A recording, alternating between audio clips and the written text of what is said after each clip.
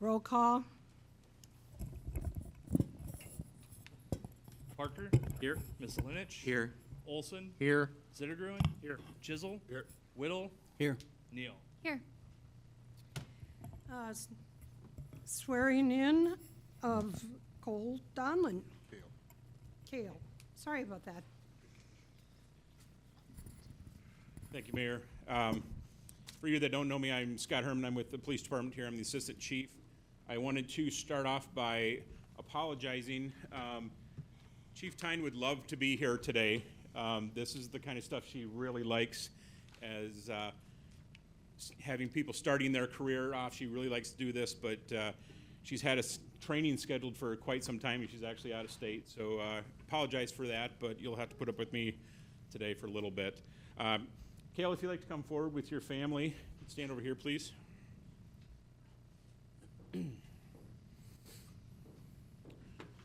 Not quite so close. There you go. So, council, this is Kale Donlin. Kale recently accepted a job as a police officer with our department. We're very excited for Kale. If he looks familiar, or the people around him look familiar, he comes from a family of service. His dad was a firefighter for, I think, 800 years? Something like that. Quite a few. But that's service is in his family, and we're seeing that right away here from Kale. So today we would like to have him get sworn in, but before we go, I just want to maybe talk to Kale a couple of things. Kale, we're going to pin a badge on you here shortly, and I don't want you to take that lightly, okay? This is a very serious career, very serious job, but it's also an honor. It's an honor to serve these folks here in Decorah. It's an honor to serve this community. You will absolutely cherish it. I can remember back when I first got sworn in many years ago, and it seems like just yesterday, and the time goes very fast. You're going to enjoy it. It's a great career. It's a great community to work in. So welcome to Decorah. At this time, I'd like to have Carrie Sand come up. She's going to swear you in.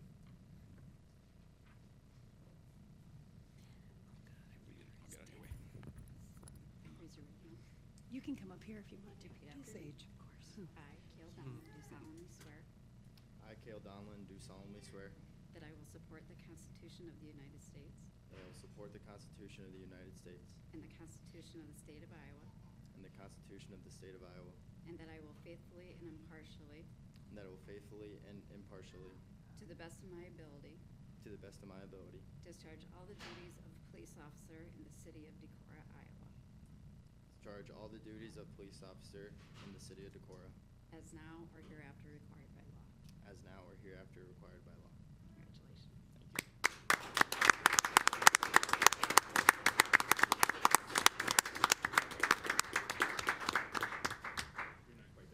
Okay.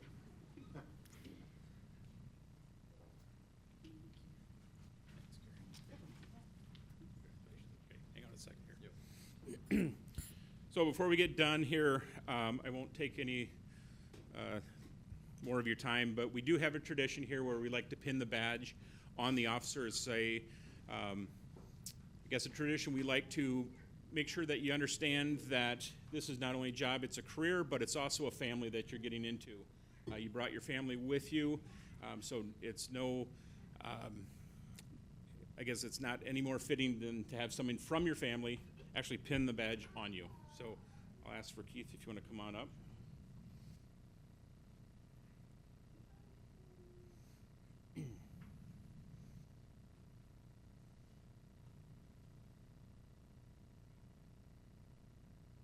We want to see some blood there, too.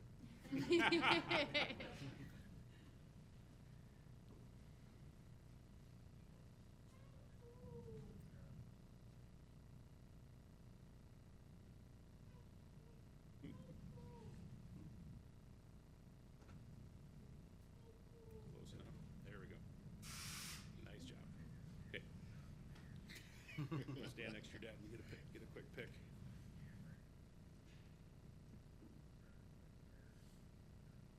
Okay, hang on. We're not quite done yet. one thing you get with the assistant chief is a lot of talk. So, Cale, before you head off today, there's a couple of things I guess I wanted to say from myself. You've been going through the hiring process for quite some time. It's a long time, isn't it? And there's a lot of steps to this. You have to be pretty determined, and it just takes a while. You stuck through it. You did a great job. We're really happy that you're here. I have two pieces of advice that I need to give to you, okay? Number one, you're going to be heading to the police academy, and they're going to be teaching you all about being a police officer. It's going to take a while. You're going to come back and you're going to go through some training with these officers here, and you're going to learn a lot about being an officer. But what my advice is just never stop learning, okay? Never stop learning. Nobody knows everything. Never stop learning. I've been an officer for a long time, and I do not know everything, okay? You always need to keep learning. We have people up here that want you to succeed. We have people out here that want you to succeed. We definitely have people back here that want you to succeed. So ask questions and never stop learning. Number two advice is be nice. Be nice. Now, I didn't say don't write tickets. I didn't say don't take people to jail, but I said be nice. Because I will tell you, in Decorah, Iowa, what happens is the person you're dealing with is also going to be your son's coach or teacher or friend, and things go a lot easier when you're just nice, okay? I don't know if I can say anything more than that. So with that, I just want to congratulate you, welcome you to our family, welcome you to our department, and best of luck, man. Proud of you.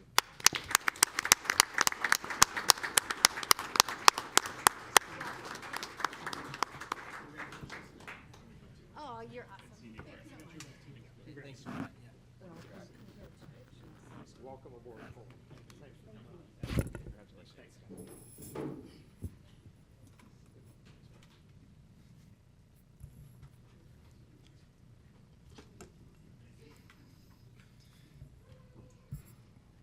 Okay, now is the time that we have public comment. Is there anyone who wishes to speak to the council?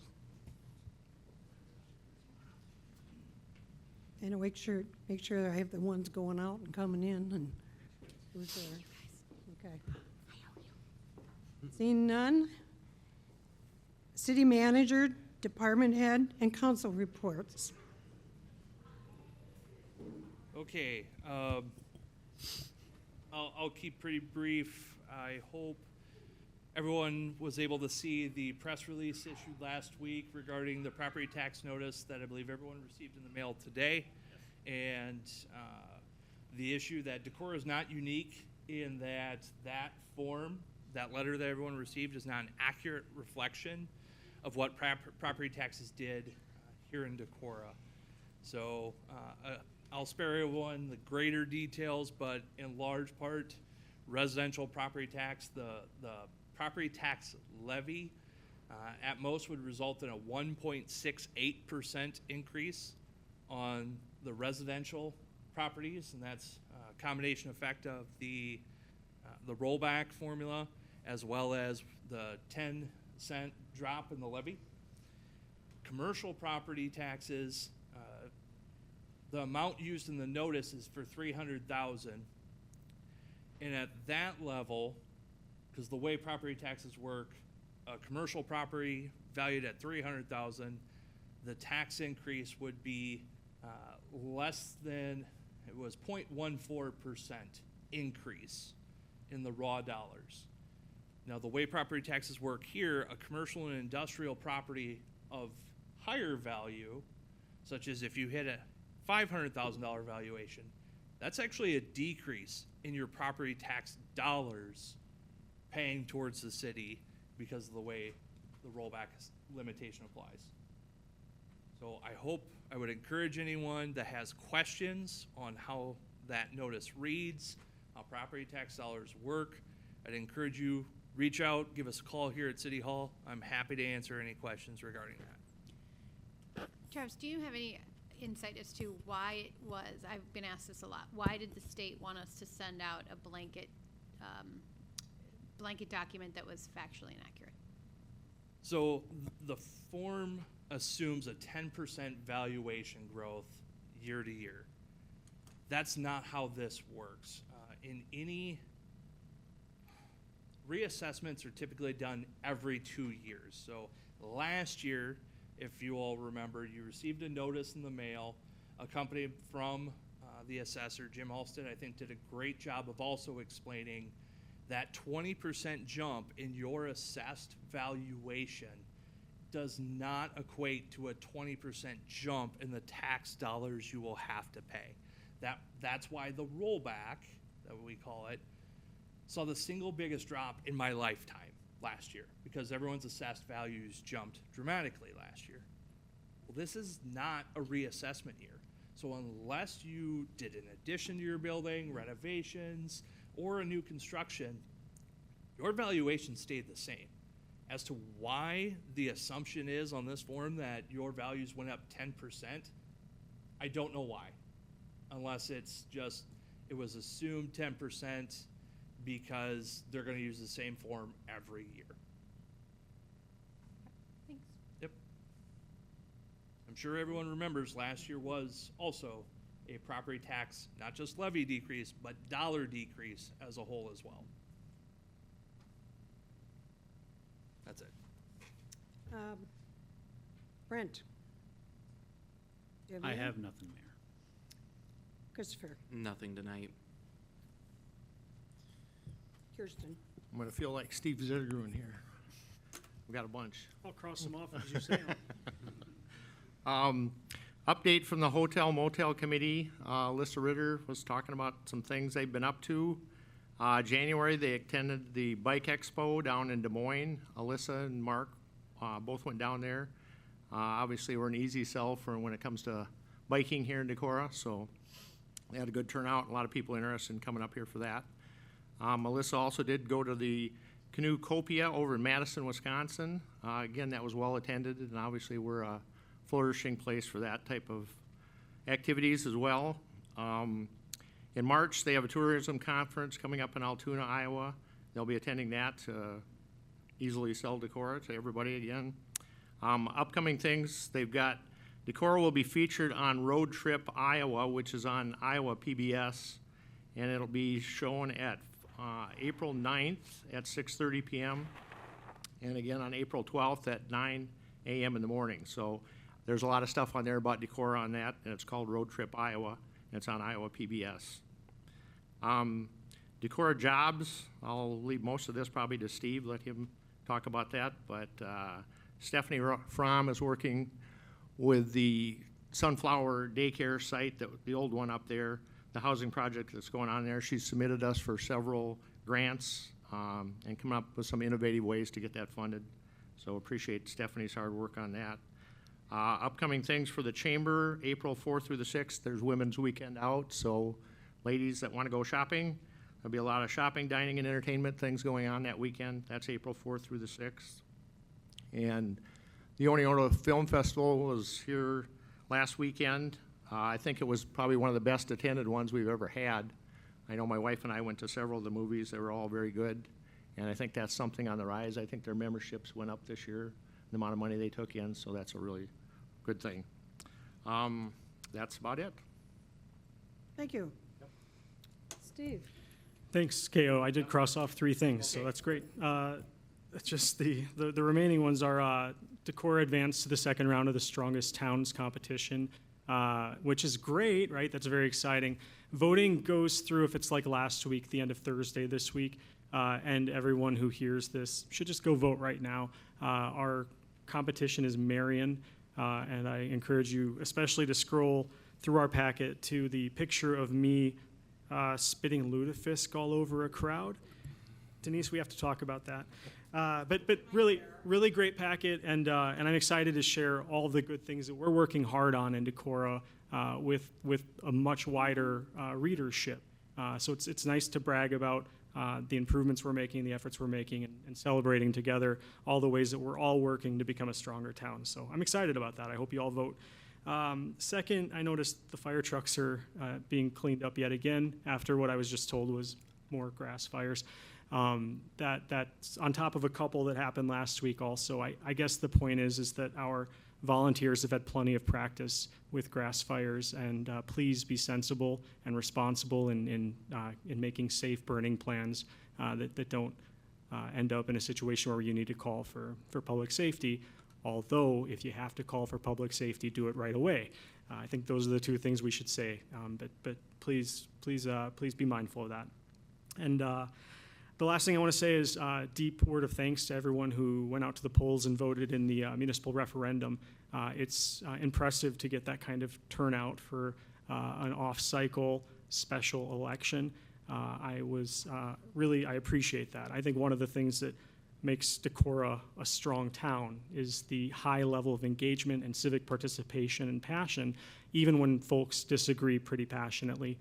It's one of the things that makes us good, I think. And so a really genuine thanks to all the voters for learning about the issues and going out to cast their ballots. Steve, do you want to say again when the voting is for strongest towns? Last week it ended Thursday night. Denise, do you know? It ends Thursday at noon. Thursday at noon. Thanks for saying that. So if you want to plan a road trip to Marion to check out the competition, you know. I think is it Marion, Iowa? Ohio. Oh, it's Ohio. Yeah. Did I say Iowa? No, you Okay, just said good. Marion. Yep. Thank you. Okay. Yeah, I didn't mean the Cedar Rapids one. Thanks. Okay. Thank you. Mandy, Nothing this evening, Mayor. Cody, Nothing tonight, Mayor. Emily. Kristen and Steve did such a great job. So the only thing I will add is that there is a Sustainability Commission meeting tomorrow. They are getting near the final stages of the update, rewrite of the sustainability plan. So I would anticipate in the next few months that coming to us. They've been working really hard. Just a reminder that sustainability plan was a 5-year plan. And so they've been, I think, really putting some thought into how to move us forward with it in the next 5 years. So that is tomorrow night at 5:45 at the library. Okay, thank you. Consent agenda.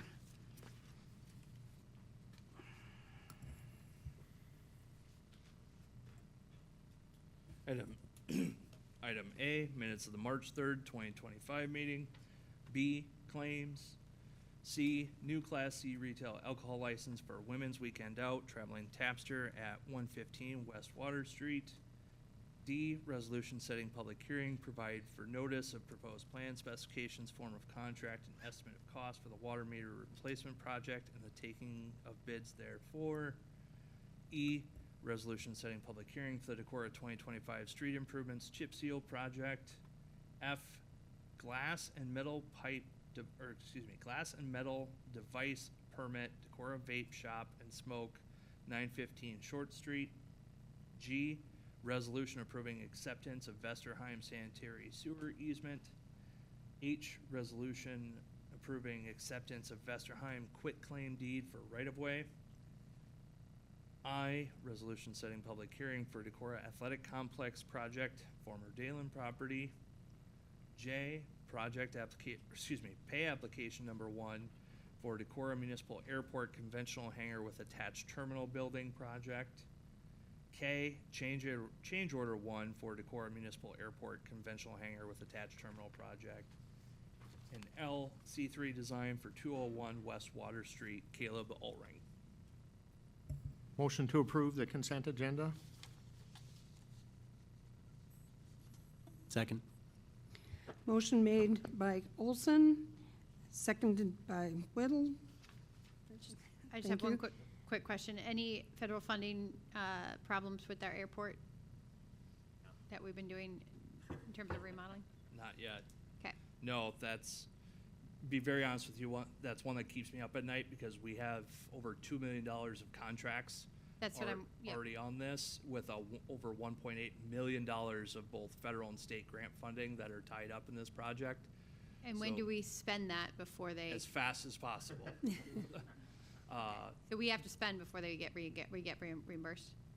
No. So they get reimbursed. That item is for stored materials. Okay. So they have to provide proof it's there, insurance forms, things like that. But, yeah, knock on wood, nothing's been pulled yet. Okay. and all of that stuff's under contract, so really nervous. Me too. Is that what your question was, that we had to spend before we got reimbursed? Yeah. Oh, sorry, yes. It is a reimbursement-based grant for us. Okay, any further discussion? Roll call? Olson, Aye. Whittle, Aye. Parker, Aye. Misselinich, Aye. Zittergruen, Aye. Chisel, Aye. Neal. Aye. Motion carried. Conduct public hearing for the Decorah 2025 Hively Street Improvement Project. Give a background on that, please. Okay, so at the time, I'll do background for both 7 and 8. 7 is the public hearing portion. 8 is the actionable item of council. So, public hearing required by Iowa code based on the engineer's estimated cost of the proposed project. Public hearing was set at the February 17th meeting. Now, in the background notes, at the time I typed them, no written comments or objections have been received at this time. That is now 2. We did receive 2 comments. I have updated the Dropbox as well as the council packet. They're both in there. And thank you to those that submitted them using the new online portal for being able to submit those written comments. I did hear positive feedback from that as well. The proposed project is for a full-depth replacement of Hively Street from College Drive, that intersection, but not including, so it does start a little bit closer to Julian Street, to the driveway entrance of the municipal building. So along with paving, project also includes replacement of water main, sewer main, and stormwater main. In addition, the project includes a 10-foot dedicated multi-use trail on the north side of the right-of-way. The city received 1 bid from Skyline Construction, Inc. for $2,837,105.22. That was $67,105.22, or 2.4% over the engineer's estimated cost of $2.77 million. Staff does recommend award of the project.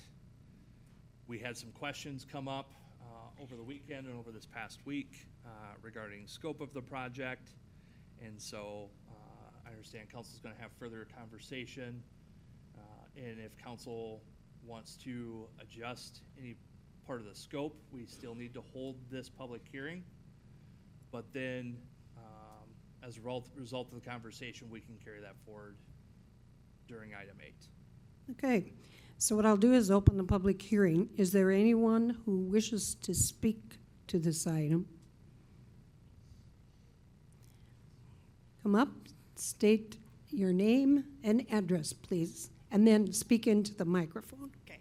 Veronica Remick, Thank you. 2036 Grandview Road, but I am the owner of the bowling alley, Kingpin Entertainment Center.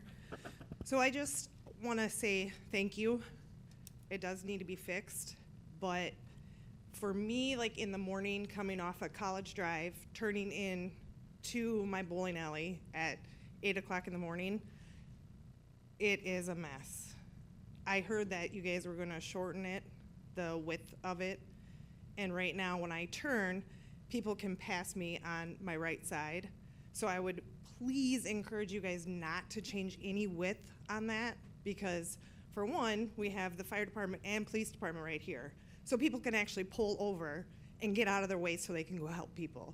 But for me, turning in, and we've had 1 accident right in front of there. So it was, something minor, but it does happen. So my only thing is, please don't change the width of that road. Okay, council, please note that when we get to discussing her comments.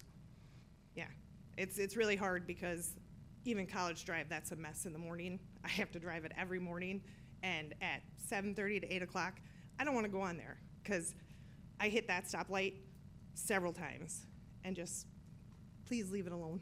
Okay. It's fine. It's fine. It's just, it's nice to have that width in there, especially with the service that is provided right in between my bowling alley and here. So, yeah. That was Thank you. Yeah, Thank you thank you. for speaking up. Yeah. Anyone else who wishes to speak on this item?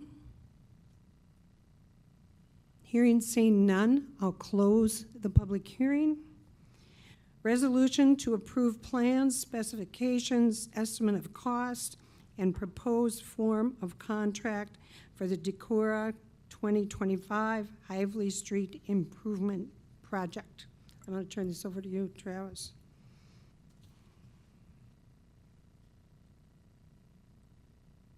Okay.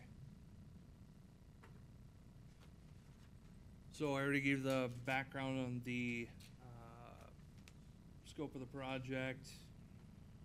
We did receive some comments over the weekend and last week regarding the scope, and wanted to talk about the width of the proposed project. So as it stands, as the design includes today, it is 34 feet wide from the College Drive intersection, moving east to Mill Street, where there it then flares to 43 feet wide. In the 34-foot stretch, it would allow parking on one side of the street. In that 43-foot wide stretch, it would allow parking on two. And that is also through that section that does have that S-curve negotiation as well. So staff received some questions about what would it look like with a reduction in size, what would that cost savings be? So John did run some numbers over the weekend for me.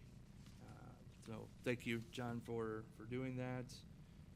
If we were to reduce the total lane width from 34 feet, or excuse me, 34 to 31, and carry the 31 throughout, so not flare up at all, and go no parking on either side, that would be a cost savings of approximately $50,000. Using the numbers, the material costs provided in the bid packet, we did the math, John did the math for me on what that square footage would be and what that potential reduction could be.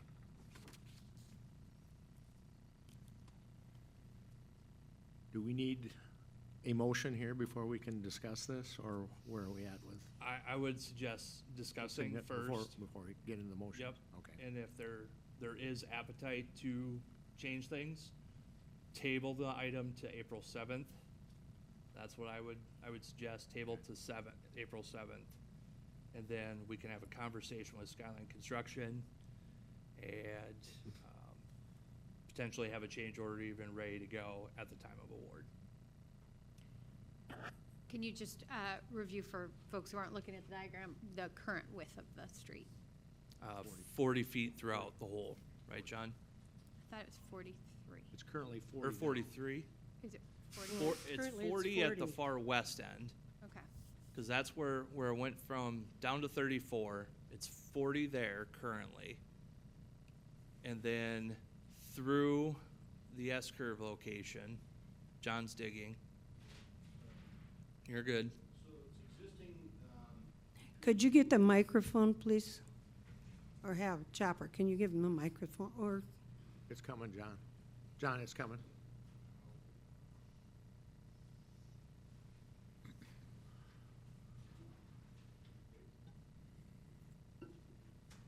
All right, can you hear me? Yep. Yes. Yeah. Okay, good.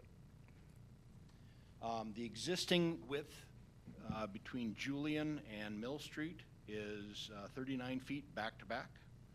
And the existing width, once you get around the corner of the, at the Mill Street by Mechanic Street, is about 46 feet.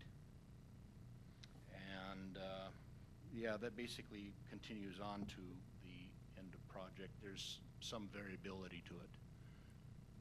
But that it basically encapsulates the existing width. 39 foot on the west section and 46 feet on the east part.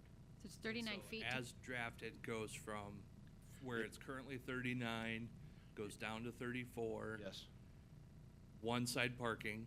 yes, And in the section that's currently 46 feet would go down to 43, correct. but still have both side parking.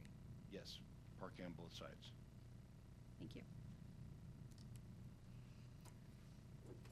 I guess I'll get started. First, I want to thank Travis for meeting with a couple of us this morning. I think he answered a lot of questions. I appreciate the questions that got put to John that he answered this afternoon. I think that cleared up a lot of things that I was having a hard time understanding, not being an engineer. I appreciate the fact you talked about reducing it from 34 to 31 and the potential problems that that would cause as well, because that seam away from the gutter would come into the traveled portion, which is where you have the problems with water getting in there and causing further problems down the road. So I appreciate you guys talking to us non-engineers about those kinds of things. So that's my thoughts at this point in time. Steve? I've got quite a bit to say. I think I asked a lot of the questions that kicked off this round of conversation. First of all, I'm really glad. I think it's good for the city that this process, these major century-long investments include a lot of checks. There's a lot of times for the city to look at the plan and say, well, let's make sure we're doing this right. That's why there's public hearings, and that's why there's a vote tonight, in addition to all the work that we've done getting to this point. It's really important to get this right. When we've said this before, when you build a road from scratch, that's the footprint you're going to live with, for better or worse, for a long, long time after most of us are gone. And as I think everyone knows, construction isn't getting cheaper. Material costs get more expensive, labor costs get more expensive, and we have to be mindful of that as a council. We have to be mindful of the trade-offs. Every foot of concrete that we pour, that we don't absolutely have to pour, we don't just pay for it when we pour it, right? We pay for it when we patch it, when we resurface it, when we scrape it. We pay for it when we maintain it. We pay for it when we repaint it. We pay for it every time water flows over it on the way into our river. It's expensive in a lot of different ways, and that's not to count the costs that overly wide roads have for communities in terms of walkability, perception of safety, and vehicle speed. Scientific studies clearly demonstrate that the wider a road is, the more emboldened drivers feel to speed along it. That's called the design speed. And if you don't believe me, you can look it up, or you can walk out the front door of this building and watch how quickly the cars are going down Hively Street. We have to decide if we want that, or if we'd rather have a street where, if, God forbid, a collision happens between a child on the way to school and a vehicle, that vehicle, we want to be going as slow of a speed as possible. If you get hit by a car going 35, which most of the cars going by seem to be doing at least that now, you pretty much die most of the time. If that same car is going 25 or 20, you often can survive. That matters a lot, and it's going to matter during the course of this 100-year build. That's why it's important that we get this right, that we make sure that we target the design speeds that we desire. I want to commend staff, and especially John, for all that we've done so well so far in this process. John, it heartened me and made me feel really proud of our staff to see you out there doing traffic counts in the cold last October. That's exactly the kind of attentiveness to detail and diligence that we need to get the best possible result from this project. I'm grateful for the flexibility and openness that staff has shown to considering proposals from all corners that might make safety concerns rank a little higher in our priorities. So thank you very much for everything that's been done well. I know that there are some who say that, well, why is Zittergren up there playing traffic engineer, as if that's ever stopped some of us from us saying things. But what we're talking about are not engineering decisions. What we're talking about are decisions that the voters elect us to do, including the decision related to how to balance the cost, how to balance between different demands of things like pedestrian safety, the cost to us, and the speed of traffic. That's not an engineering decision. That's something that you tell your engineer, we prioritize X and Y, even if it comes at the expense of Z. And the engineer knows how to turn that into a design that works as well as possible. So I just want to be clear that we're the ones who are going to have to answer for this. We're the ones who are responsible for the safety of our community in the end. We're where the buck stops. And we're also the ones who regularly are up here having hard conversations about whether and who to fire, which services to reduce, which departments we can no longer afford. I want to have as few of those conversations as possible. And that starts by making sure we don't spend more money here than we absolutely have to. So in that regard, with all that said, my preference and my request to my fellow council members is to say that I think that the work that we saw John already doing this weekend at our request, I think that that's what we need to be doing, and I think it still needs a little more work. And so I urge council to table and to direct staff to work with Skyline to find a plan that eliminates the on-street parking in the study area and considers other better uses for the safe space. I do want to also address Veronica, I missed your last name, is it Remark? Remick, thank you so much. I want to also address her comments. I think you made two really good points, that if we do tighten the road up, one concern that might be created is that it would slow down traffic behind people who would want to make a turn across oncoming traffic, especially during those school mornings, that busiest time. And I do appreciate that. I want to respond to that by saying that if we are contemplating a design that allows for parking on both sides anyway, that benefit disappears if there happens to be a car parked there. And so what I'm suggesting is not a reduction in travel lanes. What I'm encouraging is a reduction in parking lanes or parking spots, which anyone who goes down this road will tell you there is never vehicles parked there. In the last month or two, with the exception of one van that seems to be there quite often. I don't think the city can afford to spend this kind of money for the next 100 years to accommodate the needs of one vehicle. So I think we should acknowledge that the community has voted with where they park their cars, that these are not necessary places for us to provide ample and sufficient parking. I think we should direct staff to redo the plan without the parking, save some money, increase safety, reduce speed, and make a stronger, more fiscally resilient city. Steve, can I ask a question? Because I just want to clarify something you just said. So you're not suggesting we change the width of the road, we just take parking off the road? I think when you get rid of the parking, you get rid of you tighten up the curbs. You don't need the big curb-to-curb distance if you're not accommodating parking. So yeah, I do think that the road needs to be tightened if we remove the parking. Okay, because you did say that you thought the lane should stay the same size. I think I tried to say that we're not reducing the travel lanes, that we are reducing the parking. Does that make sense?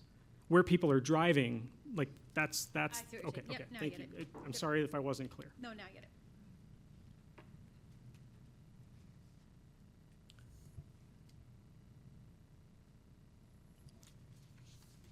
Okay, any other council people?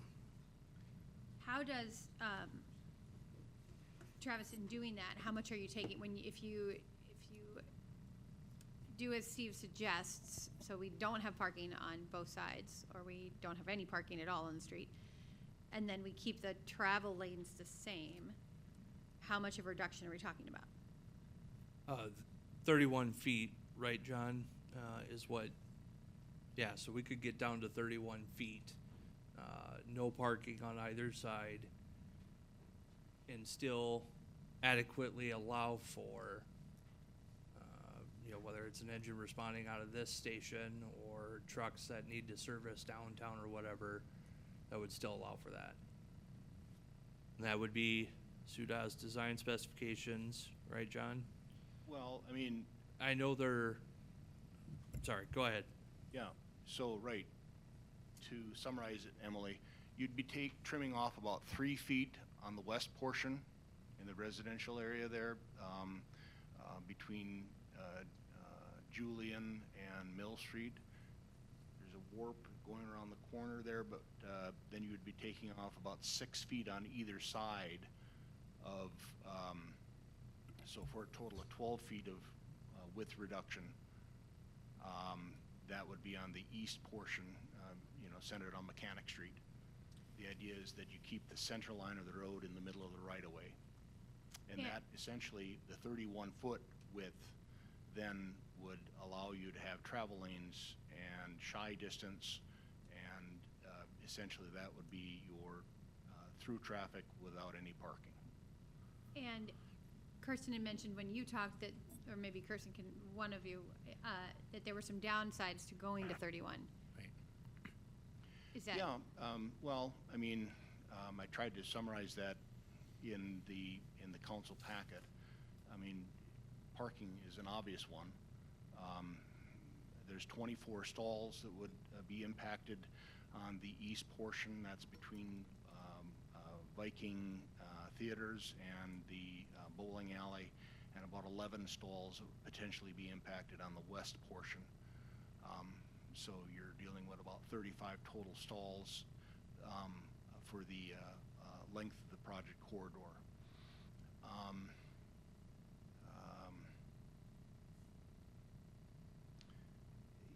What's the use of those? I mean, I have never seen parking on Hively other than right here. So that's why I'm like, sometimes maybe the bowling alley, if I remember, never. I mean, that's what I'm trying to figure out. Like, John, could you expound a little bit on that, the idea of like going from 34 to 31, how that influences the travel portion where the tires are actually traveling over and it hits that seam, and how that All right. is going to affect that? So think about College Drive, and as you're driving towards the swimming pool, nobody liked driving their wheel right on that joint. That has to do with the old setup of the old highways from back in the 1930s. It was a 10.5-foot lane. I mean, if you go to a 11-foot lane, I'm on. If you go to 11-foot lane, that helps get the wheel traffic off those joints and so on like that. I think that the way that Lindsay Erdman Engineering has set up the lanes on the west portion of the project there is that you would have parking along the south curb line there, and with the 2 lanes of traffic heading east and west on the north side of the street. Did I answer that at all for you, Carson? Right. I was just curious if, you talked about how that, if you get the tires traveling over that seam or whatever, that tends to break that down, which allows water to get into there, which means you're going to be repairing that much quicker if we go from that 34 to 31. Right. width. So what you're getting after is the water that travels down the gutter of a street, and every street has got that. Right.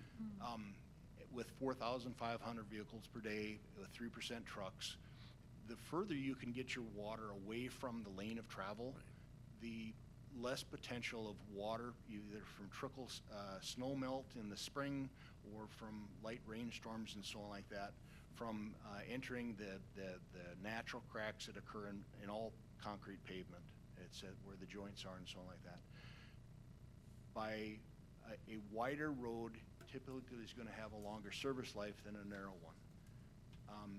And that's because the water, as it trickles down through the joints in the gutter line, will soften the subbase, and if you're driving over that, it pumps the soil, it perpetuates additional cracks, and eventually results in potholes and so on like that. The 31-foot road is survivable. If you try to go narrower than that, that's where I think that you're going to definitely see impacts on the life of your pavement and so on like that.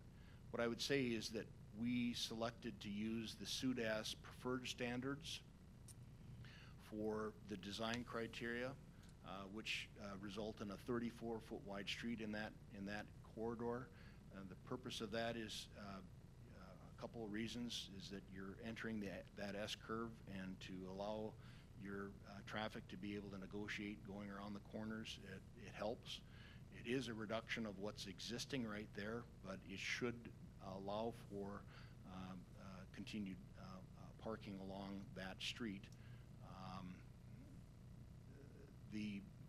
Just by reducing it that 3 feet though, kind of sets it up to be more like what you have out on College Drive out in front of the Whippy Dip, or on Mechanic Street, which essentially people don't really park there because cars passing each other have a shy distance to the center line, and they also have a shy distance to the curb and so on like that.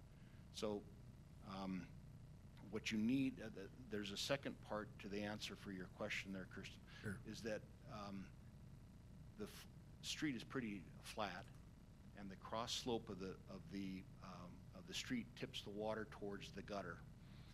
And what you are trying to do also is prevent water from spreading on a heavy rain event where you potentially have some hydroplaning issues or side spray from cars going through puddles and things like that. I think it's, you know, I think on a 31 it's probably survivable. You're less likely to have that on a 34, but you're going to see it more if you try to go anything narrower. On the east part of the street there, obviously, if you're going with a 43-foot wide street, the water in the gutter line will stay close enough to the curb running underneath that section that you wouldn't have see as much of an effect for those two things. Does that make sense? Yeah, it does. Thanks, John. I appreciate that. I appreciate you bringing it down to us non-engineers level as well and trying to put it in layman's terms. I appreciate that. Thank you. I have just a question for you. As far as, you know, we have made it smaller compared to what it was, because I think it's 40 feet right now. And then part of that was so that there would be walkable, bikeable lanes or a lane or something that would help for that type of transportation without driving. What effect with going down to 31 would have on that type of traffic? You know, so I consulted a friend of mine who's the city manager out in Sacramento, California, because when I originally started looking this, I was saying, hey, we got to have bike lanes on the street because bike lanes on the street get maintained. You plow the snow off of them and everything like that. And what he told me was that it was interesting. He said, yeah, we've got bike lanes on the streets all over the place in Sacramento, but people don't use them. They like to have a separated boulevard between the traffic and the what would be a bike lane. So that was a revelation to me. The visioning study, I forget the name of the company that did that for us. They had suggested putting in a tacking on a kind of a bike lane right alongside there with a raised concrete curb line that would be integrated with the street and so on like that. My experience with those situations as a student at the University of Wisconsin-Madison was that the snow plows plow the snow right into the bike lane and they're unusable. In fact, I was just up at the University of Minnesota taking my daughter on a campus tour up there. Ooh. Oh, I'm sorry. And I saw the same thing. You know, they had a heavy wet snowstorm in the spring, and the bike lane essentially was unusable. So combining those experiences and the insight from my friend in California, what I did is the visioning plan also had a portion of this 10-foot wide bike lane that we're proposing to install on the north side there. We look to put that continuously instead of just in a small section. The visioning study that I was talking about there, I'm jumping around a little bit, sorry about that. The visioning study going around by the dry cleaners headed in the boulevard, and the section between Mill and Julian was right up against the curb. We took it and put a boulevard for the entire length. And We also then included several pedestrian safety countermeasures. We put in a pair of RRFBs, rapid rectangular flashing beacons, one at the intersection of Hively and Mill Street, and a second one at the intersection of Mechanic Street and Hively Street, to get kids to be able to cross at those two locations there. They're right on the bubble as far as whether or not they're warranted, but we also included high visibility thermoplastic lane markings at that location, at those two locations, to make it very, very visible for people, motorists and so on like that, to be able to identify where these crossings are. From what I've seen in larger cities, they typically last for about 4 years, as opposed to the painted lane markings that are repainted annually and have a tendency to disappear in the spring with snow plows and so on like that. I think, Emily, did you have a question? I did. I guess I'm saying, what would be if there are disadvantages if we did 34 on the whole street and didn't ever broaden to where you'd have double-sided parking? Well, so if you were to reduce the project to 31-foot street. No, not 31, 34. I know. Oh, If you were to reduce it to a 31-foot street for the entire length of the project, you save about, like Travis said, about $50,000. If you reduce it to a 34, you're going to, knock some off of that, maybe 10,000 or something like that, knock that off. You potentially save that, but there's going to be a fair amount that is going to have to go to redesign fees, because you'll have to modify some 20 pages on a plan set. You'll need to check all the grades in the driveways, the gutter, to make sure everything still drains. Could you go to a 34 and just have parking on one side of the entire street? So for instance, have parking exclusively on the south side and nothing on the north side, on the east half of that street? Yeah, I mean, you could do that. Anything is possible. What I would say is, that is possible, Emily. Would that, what I'm thinking about isn't so much the cost savings, it's more of, I think what Steve was alluding to is the narrower roads do slow people down. And the appearance of narrow roads slow people down. So if it widens, people might speed up. And so if the whole road was the same size, that was why I was curious about it. I don't think that you are saving that much money if you're going to go from, the one small area to the 34. It was more of just would that road then slow people down? And then I have one more question, then I'll be done, because I just had questions. My other question is, if we don't change the scope of the road, but just don't allow people to park on that, is that a helpful design, or that's just no reason to do that? Yeah, that, especially getting to the speed discussion, that's going to completely defeat that purpose. Okay. I just had this conversation with a resident that wanted us to look at the speed limit in a particular section of town where we had this exact discussion. It's people, we can change the speed limit all we want. At the end of the day, people drive the speed they feel comfortable with driving. And so it's a design, we got to take that into consideration on the design side of things. DOT, I'll never ask them to take a look at our speeds on the highways in town, because their speed calculation is they sit there, radar everybody driving by on the highway, and they say, all right, the appropriate speed limit for this is the 85th percentile, is that right? So the 85th percentile of people traveling, that's what they say the speed limit should be. Okay, so that means if you have just 15% of the population driving over the existing speed limit, it's a proposed increase to your speed limit. So instead, it's a design element that's more effective than posted speed limits. Sure. And the takeaway from that is that if people are going too fast on your road, which I argue they are on Hively now, then you address it via design. You don't address it via putting up different signs or hoping they slow down. And this is our chance to make that, address it to design. I also don't want to get too stuck on the cost questions.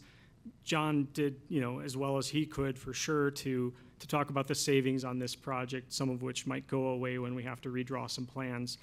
But we all have to remember that things like trees, boulevards, better walkability, those are long-term investments in community betterment, in wellness, and that everything that we do to reduce our maintenance load as a city creates fewer headaches for us down the road, and especially for the folks who come after us. Emily, I know this is something you think about a lot. What about the council in 50 years? If you add up decisions like the one that we were on track to make today, and you keep doing it over and over and over, eventually you have to close the pool. You have to reduce services at the library. And if you want to, we're in this Stronger Towns contest. One of their things is, hey, you only build streets as wide as you absolutely have to. I'm just going to say one more thing here. I'm curious, this is actually just a question. John, in some of your email comments and then in some of the things you said tonight, it made me think that even at that 31-foot proposed alternative tightening, even there you would say that there might be potential for parking on one side. Is that what you're saying, or am I misunderstanding something? I would say effectively your parking would be eliminated for So- the entire length of the project. And that is what I think would be best for the people of Decorah, to not pay for parking spots that they don't ever seem to want to use right now. So I was just making sure that was the case. The last thing I'll stress to council is that even at that 31-foot width, a semi-truck and a fire truck can be parked side by side on the road and still have about 15 feet left over, 14 feet left over. That doesn't leave shy distance between them, so you take that away, now you've just got 10 feet. But that's still a very wide road. That's room enough, for instance, for someone to go around you, if there's not a car parked there already. But I wasn't hearing that a 31-foot road was the best engineered design road for longevity either. And so I understand we're not engineers, but on that type of information, that is what I need to hear from the engineer, right? When John's talking and he's saying a 31-foot road isn't the best design, that's when I'm like, okay, in terms of longevity or, yeah, I guess longevity. I think John makes some good points, and I think the two counter arguments that other engineers might make would be that that you can address pavement wear at the edge of cities or at the edge of streets via sub-drainage, that modern sub-drainage techniques are a lot better than the stuff that we're used to, and that we shouldn't widen the street anyway, just for the sake of protecting the edge of the paving, because you're basically trading away walkability, safety, and your community's money for the sake of, not having to repair the road for a few additional years at its end of life. Also, the more road you build, the more you have to repair every time. And so, there are trade-offs here, right? Sure, it might be that we don't have to repair a wider road as often at the edge.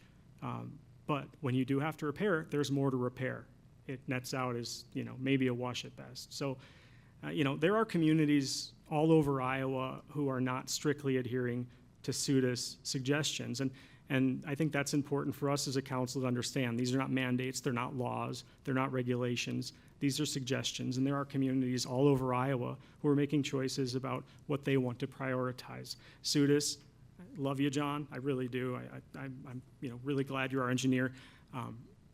But engineers write SUDA's, and engineers think a lot in terms of making sure they can always accommodate traffic, making sure they can, that they always are going to build a road that lasts as long as possible. They think conservatively, and they're conservative by nature. I don't mean politically conservative. I mean in terms of being sensible. Well, we're the ones who have to, say thank you for that sort of, here's the best road that will last the longest, but also apply the trade-offs that we know we'd be making if we simply just, built that. I think sensible is good, but I lost a question in there. So I'll let other people speak as I come back with my question. Oh, yeah, no, I've thought of it. Sorry, guys. If, at that 34-foot road, are there mechanisms on the side of the road that we could do that are slowing down traffic, right? I mean, obviously we haven't, this plan isn't including landscaping, but another way to slow down traffic is landscaping, treeing the boulevards, putting in what one would call traffic calming things, right? So we could have a little bit wider road that would accommodate longevity. Think about our emergency safety vehicles. But we could do things external to the actual road to slow down that traffic if that is what I believe is our goal. I mean, I'm with you on wanting to slow down the traffic. I don't know that I'm 100% with you on a 31-foot road. Well, I think it should be far narrower than 31, but I'm willing to compromise. I do think that that you're right, Emily. Things like bump outs, rain gardens, there are things that we can do regardless of the size of the road to ensure that drivers get the message that this is not a freeway through town. I mean, that's the goal here. 31 feet is still very wide. There's still 5 feet on either side of a semi and a semi passing each other. That's plenty of room for water to travel. Okay, so far we've been in discussion mode. Anybody else want to discuss? Yeah, and I guess my opinion on it is as somebody that has kind of traveled around Decorah for a while, I too have not seen a lot of people park on Hively Street. You know, that is something that I've noticed, and you just don't see a lot of cars parked on Hively Street. On Steve's point, I completely get where you're coming from. I get it. I guess my question for you is you want no parking from basically College Drive to the intersection that's right out front, correct? I don't see people using the parking currently, and so I don't think we should pay to build it. Okay. So, you know, and I get that, and I understand the point, but there's, in my mind, I see a couple different sections of Hively Street. I see the residential portion that you don't see a lot of people parking outside of their homes because they're parking other places, but I also see kind of a commercial type area that at some day I hope we have enough people down here that they can park on the street.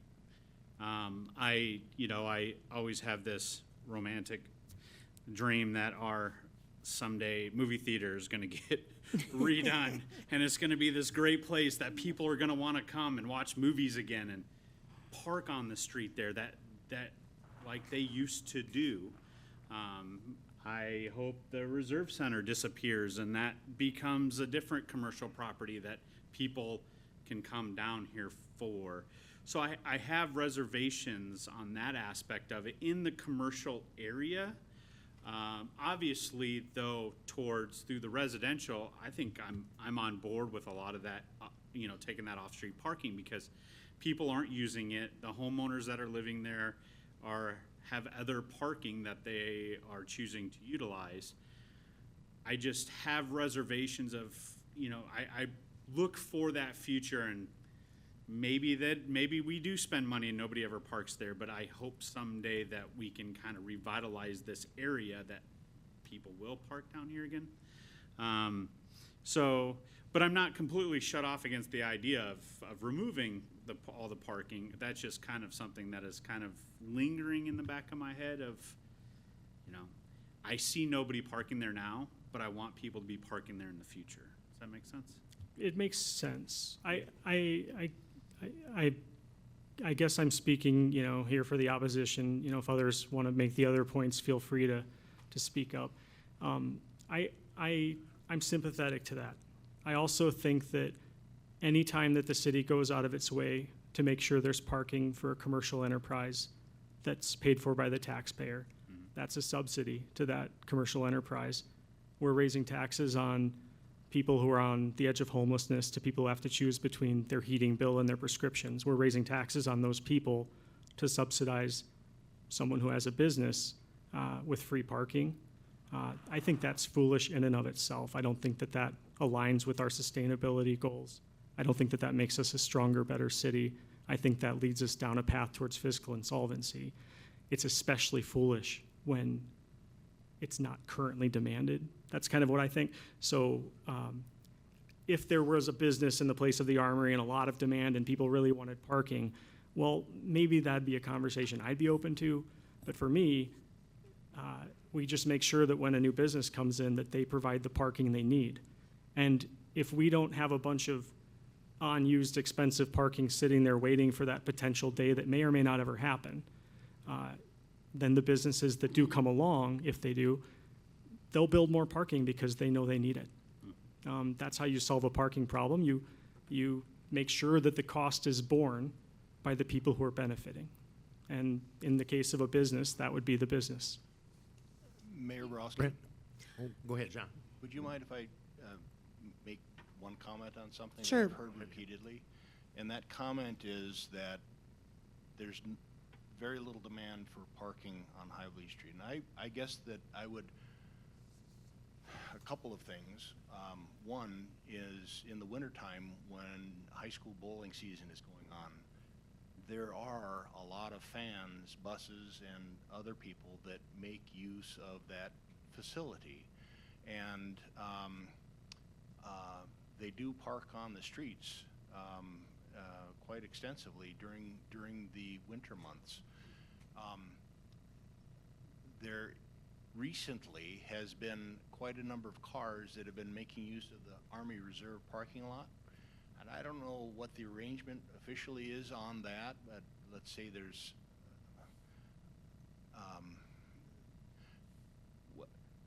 after 9/11, the federal government said, cease and desist touching our property in any way, shape, or form. And they actually put a yellow chain across their driveway entrance for many, many years. And I don't know in the current situation going on in Washington, D.C., what's going to happen with the facility on a long-term basis, or if something were to come along that would eliminate the ability to park in that in the Army Reserve lot. But that's where the overflow currently is going. And the two businesses primarily there, the movie theater and the bowling alley, you know, traffic is able to negotiate and so on like that, but they were built at a time when the parking areas weren't as generous in the specification for approvals and so on like that. You know, considering that $50,000 allows parking on both sides of that portion of the street and on the west portion of Hively Street, I get the pavement width idea, and Steve is right. When you have a wider street, that vehicles tend to travel on it a little bit faster. I guess we could, you know, I looked at the crash history at the intersection when I was doing my traffic counts out here, and over the last, at the intersection itself, there was a total of 3 accidents over a 2-year span, and there's no fatalities. So there's that to consider. I didn't ask them about the crash history along the rest of Hively Street there. To Emily's point about traffic calming measures to slow down speed and so on like that, there are things that can be done, but like I say, if your goal is to be able to cross the Hively Street, I think we've done some things in that corridor that are really going to benefit pedestrians that are not there currently. And I don't know that putting obstacles in the way of the street, particularly negotiating that S curve, is would be advisable. But you know, we can certainly look at a lot of different possibilities. Well, John, while you're on the mic. I was thinking actually trees on the, so like, you know, you've got a bike path, like in the, The greenery. I like the greenery idea, and the original idea was their Trees Forever grant was gonna go plant some trees Right. go wild along that corridor. Well, Yeah. we're gonna have to, Right. maybe come up with a slightly different plan there. Yeah, no, I wasn't suggesting that we put something in the street. Okay. John, while you're on the mic, I just want you to clarify what, I feel like maybe some of us have misheard you, either Emily or I did. I think you were saying that at the 31-foot, possibility, that you wouldn't be worried about degradation from edge wear, but if you got much smaller, you would start worrying. Is that what you said? Yeah, I think Okay. 31 is survivable. It certainly helps the longevity of pavement, the wider that you are. If you were to go to anything narrower than that, you definitely would want to put in the edge drains that you had mentioned there, Steve. But at $15 to $20 a foot, you're starting to really increase the cost to where you'd have to take a look at what you're trying to do there. Sure, and I think we need to be reminded one more time that we can't just think about the upfront costs of this, that the $50,000 we save on the installation is very little compared to the amount of money it costs to maintain more road than we need over the next 100 years. So I appreciate, John, that you're trying to point out this isn't really that much in terms of monetary savings this year, but, as a council, we have to think about next year and the year after that and all the ones to come. I think, when I look at stuff too, when you start to build stuff, you build it just for the way it is now versus in the future, what it's going to be. And I think the other thing, when I look at that street, it'd be different if it was a straight street, do you think? But it isn't. It's a curved street. And there's a lot of traffic coming off of College Drive. And it's accommodating the best. And we have taken it down from 40 down to 34. And that's what the proposal is. I wonder too, is when you start to look at what the corner's gonna be like out here, and the measures to try and get traffic to move better in the corner out here may result in that being slower traffic coming down from College Drive.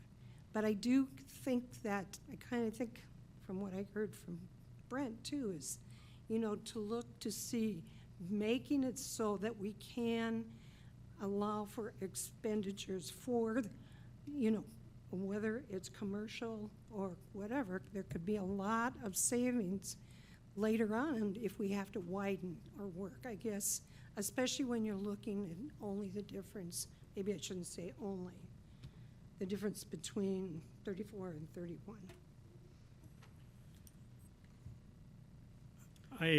Brent, go ahead. Brent, given your notes. comments that you were talking about, what width would you be comfortable with as far as what's been discussed here and stuff like that, given your comments? Yeah, and to be quite honest with you, I'm kind of comfortable with a lot of different widths. I'm just Okay. kind of thinking, just thinking out loud is kind of where I was at with Okay. those suggestions with parking. I am not even really convinced on, where I'm at or how I feel as far as what width it is. Obviously, I think Emily brought up a great point. I'm not an engineer. I don't know what's the best construction to build a street. I don't know what's gonna hold up the best. I see Steve's point, he looks at dollars and cents features down the road. So I'm just kind of gathering it all in right now to try to make an informed decision. But, as far as my parking suggestion here in this commercial area, that was just, just an observation that I had, something I was thinking about, that kind of thinking out loud and sharing my thoughts and opinions with some of the other council members. If I may make a suggestion, I do feel like it seems like there are many of us here who can see decent arguments on both sides of this. And I think that's reflective of people who are trying to apply their best judgment. I don't think that it would behoove us to try to force a decision tonight, given that we only got John's suggestions and sort of responses to some of my questions an hour before this meeting, and given that I suspect this conversation will generate additional community interest, which might result in more feedback from the community that could help guide our decision. So whether or not we end up going with the 31-foot or stick with the plan as it currently is or find some sort of 34-foot hybrid, I think we should table till April 7th and ask the staff to at least explore what an alternative would look like. Well, I think we have to direct them what that is. So I'm not ready to stifle this conversation. I feel like you've had a lot of this conversation. I've had a lot of this conversation. I want to hear what other people have to say. I'm not comfortable telling staff to go do anything until we tell them what it is that we want them to do. What I might offer is if the council tables till April 7th, we've got 5 Mondays this month. The 5th Monday was planned work session where we have the results from WHKS. They will be here to present the findings of the College Drive, Hively Street intersection. And it was planned discussion for that on that night. If council tables the item tonight to April 7th, we could have further conversation. At that time, we at the staff level could also talk with the contractor about the potential for a change order after bid opening, which I think I made John super nervous over here talking about it. But we can talk with the contractor about what that change order might be. So staff could come to that March 31st work session with more information about potential reduction, what that would look like. But don't you need to know what the reduction would be? Or you're just saying a change order of some reduction? Is there any discussion narrower than a 31? I don't No, hear but- any interest in that except for from me. So Yeah. that's where I would go to 31. And does that mean that it could be variable? Like, let's say that we did want some parking and we want to be 34 at some places, or that's what I'm not sure on, right? Right. I haven't been convinced that there should be no parking on this road. But as again, you've staff, heard from 2 council members, and there's 7 of us that's up right. here. That's right. I'm kind of just waiting to jump in, but I want to make sure that everything is, if you're all done. yeah, the only other thing I was going to offer is staff can wait to have that conversation after work session on the 31st, and council just continue that discussion at that time.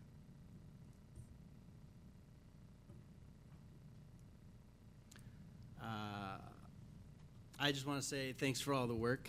This is something I came in, didn't have any conversation in at all, and I know John's put a lot of work into this, and I appreciate that. I'm also very grateful to see the separated 10-foot wide bike lane. I come at this from a bicycle commuter and someone who's passionate about incentivizing non-driving pedestrians. I have in my mind every single day about, we used to have snow all winter long here, and car was just covered the other day in dust from Oklahoma and Texas from tornadoes in March that killed 40 people, and these are all results of a changing climate that the science has been telling us is coming, and now we can witness it firsthand. And so I really appreciate making it easier and safer for pedestrians to get to where they need to be and feel safe doing it. And I also appreciate that it, like you said before, about it being separate and not just having either it be part of the street or having just a simple curve in between it. Those are always kind of a bummer to see because the intention is there, but it's not separated enough so people don't feel safe getting into it. And I like the idea of trying to get as many capable people as possible to feel safe and capable of either walking or biking. So I really, really appreciate all the work that's been done in this regard. And I understand where Steve's coming from, and I agree with that as well. I honestly, embarrassingly, had not considered it until Veronica brought it up about the fire department and how much usage it gets from that. And eliminating parking kind of goes along with incentivizing non-drivers over drivers, which I know is a kind of a heated take on things because we all love our cars and driving so much. But having been someone who didn't really have a say on this, I could see the benefit of tabling it until the 7th and having it more of a discussion on the work session that we have. I know there's a lot of thought that's been put into this, and I definitely don't want to throw wrenches into the works of things, but I think it would be, I think it would be a good conversation to have. Not postpone it too much longer, but I would be okay with postponing it until then, personally. But most of it is just thank you for taking the effort to make such a safe and usable separated bike lane. Currently riding Hively the way I do, it's always super fast traffic, and I try to avoid it, even though it would be quicker for me to get certain places. Just people are cruising, state of the road, which I know is going to be fixed, and that's fantastic. So most of the thing, I'm so stoked with how it turned out, and just really excited to have such a pedestrian-friendly addition to town. Yeah, I think that's well said. I just wanted to say thanks for mentioning that 10-foot wide path as a major improvement. Andy? Well, I haven't gotten any negative feedback on the street design, which I think is very good. And I do believe we need to keep the parking as designed here, because up between Julian and Mill Street, we do not know what's going to happen with future buyers of those homes, if their habits are going to change or size of their household to where you can't get everybody off the street and they might have to use the street for parking. As the antique on the city council, I do remember when parking used to be very prevalent along that way back in the day. It's changed over. I know there's a lot of empty nesters that live along there now. So I would encourage to at least keep the south side parking. The only negative comment I've heard on this whole project from folks I've talked to is the 10-foot wide bike lane.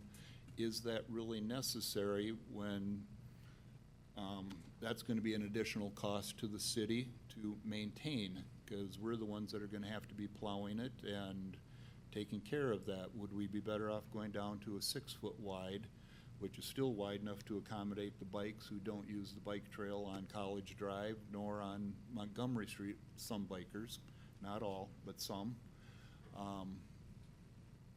And go from there. I mean, that's the only direction I would give, is cut that down to 6-foot wide. If we had that many kids walking to school every day, we wouldn't need the inner city bus routes running also. So that's where I stand. I like the street design, but I would leave the parking as is, as designed. I would also like to, start out by saying I appreciate, the explanation to a lot of the questions posed by fellow council members. I think a lot of us had some pretty detailed responses in our emails today to some of those questions. Overall, I want to say, thanks again to all that hard work. To Cody's point, I appreciated the conceptual of being usable for all users. My biggest thing too is I like Brent's suggestion. I'm open to reducing parking if necessary. I think my biggest thing is just long-term as we look towards the future, especially for this road.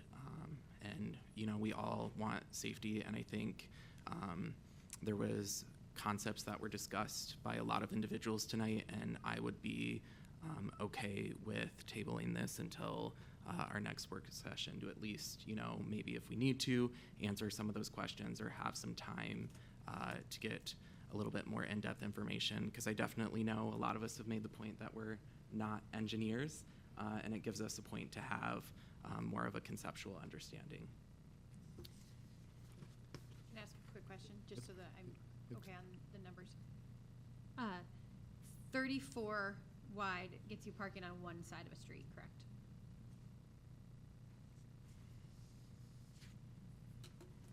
Yeah, you could probably get by with parking on one side of the street with 34. Because that's what we have at the top of it. I'm sorry? On the west west- side. That is west end. currently what we have, right? One side it's parking at a 34-foot street. On the west side, no. We have It's both currently sides. 40 feet, and there's parking Both sides. potentially on both No, sides. no, in the plan, sorry, in the Oh, yeah. current plan, it's 34 with parking on just the south side. Yes. Okay, that's, If we were to table this thing tonight with the idea of having the work session on the 31st until the 7th, is there any more guidance that staff needs from the council at this time to go that route? I just want to be clear on what I would view as we'd have a conversation with the contractor ahead of time, because if I wait to have that conversation, that window, post-work session to next council packet ready to go out, pretty tight. Right. And it's not the only thing we have scheduled for the next council meeting. If you remember, we're doing some budget work at the next meeting too. So, I would like to have that conversation with the contractor ahead of time on what that potential change order might be. For all I know, might get told fly a kite, and that'd be important information to know, right? So, I'd like to have that conversation with the contractor ahead of time. so if the contractor says that, does that mean we have to rebid it? That'd be an alternative, yep.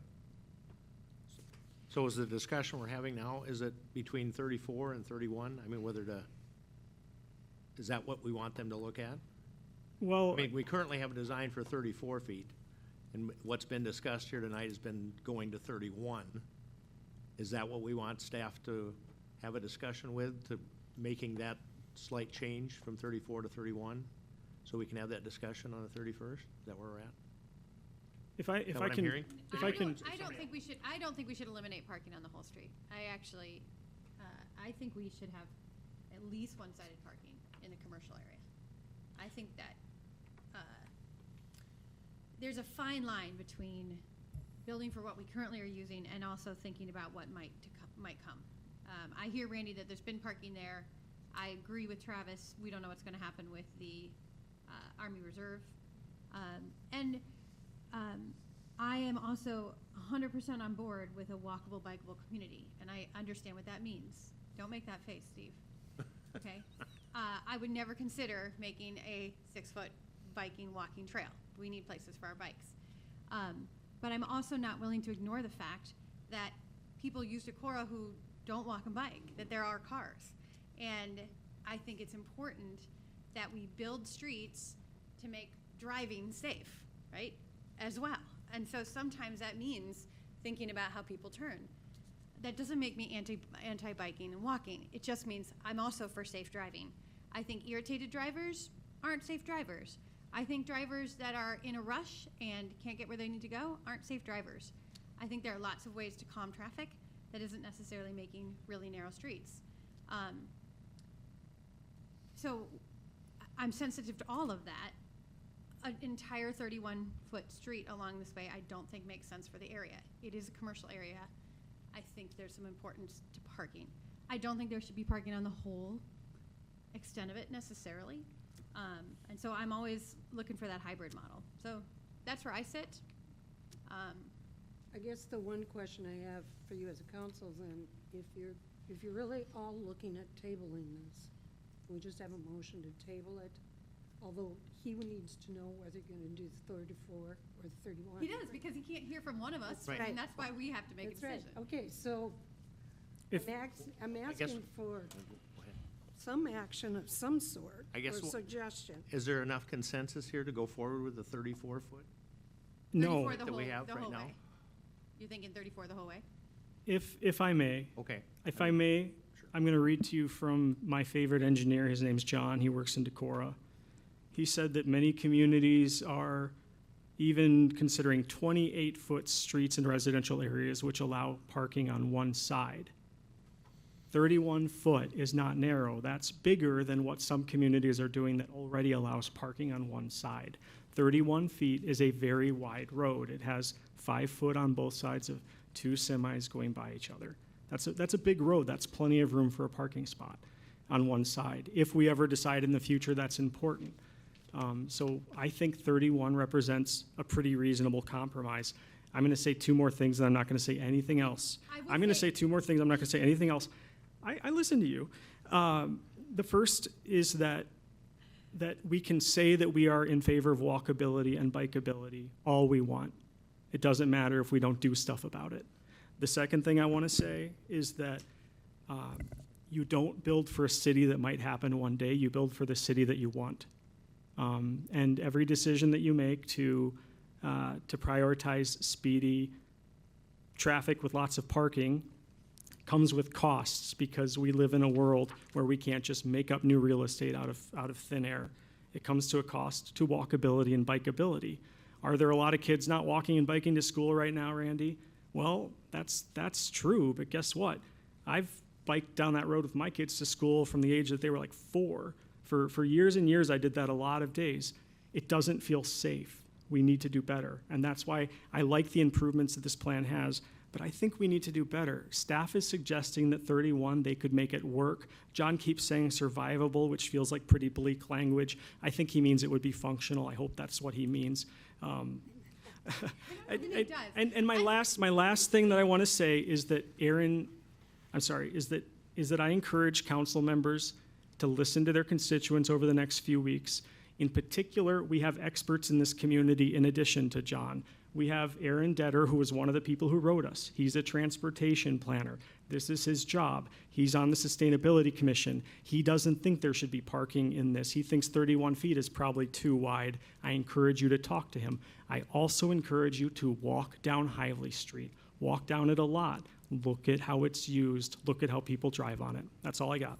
Well, you talk about how we imagine our city, and I will say that I imagine a thriving movie theater someday, right? I imagine more commercial down here, and I think those things are well within reach and possible. I also want to say, John is our engineer. When he says survivable, that to me is like, And so I have a lot of stock in what John says. I have a lot of stock in our staff and what they're telling us and recommending us. I feel like we're pushing to get smaller, but I don't want to push to where someone says survivable. That makes me uncomfortable. And I'm a survivalist. So I guess I feel like you're being a little unfair. Like we could ask a lot of people, but a lot of people aren't our city engineers. I move to table until April 7th and ask staff to explore alternatives, including a narrowing to 31 feet in the study area. I second.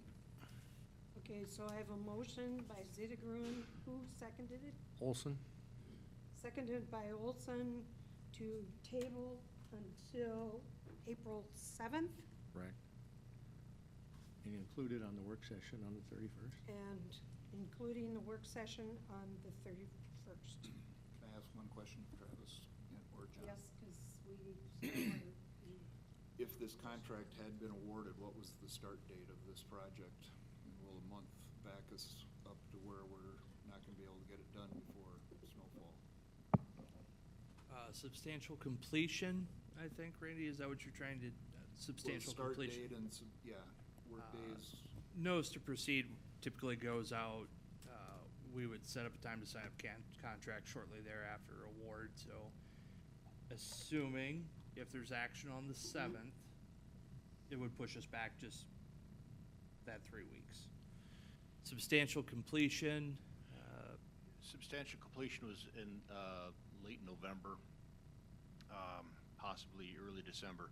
There is not in the contract a specified start date.